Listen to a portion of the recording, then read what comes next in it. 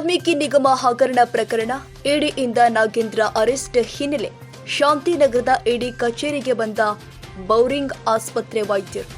ಮಾಜಿ ಸಚಿವ ನಾಗೇಂದ್ರ ಆರೋಗ್ಯ ತಪಾಸಣೆ ಹಿನ್ನೆಲೆ ವೈದ್ಯರ ಆಗಮನ. 24 ಗಂಟೆಗೊಮ್ಮೆ ಮಾಜಿ ಸಚಿವ ನಾಗೇಂದ್ರ ವೈದ್ಯಕೀಯ ತಪಾಸಣೆಗೆ ಸೂಚಿಸಿದ್ರು ಕೋರ್ಟ್.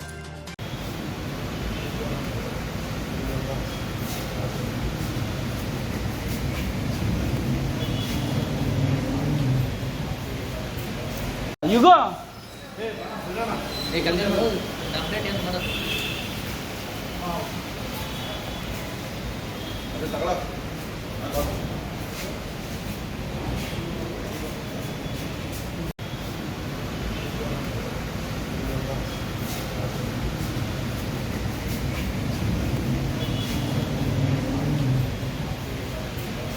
ಯುಗ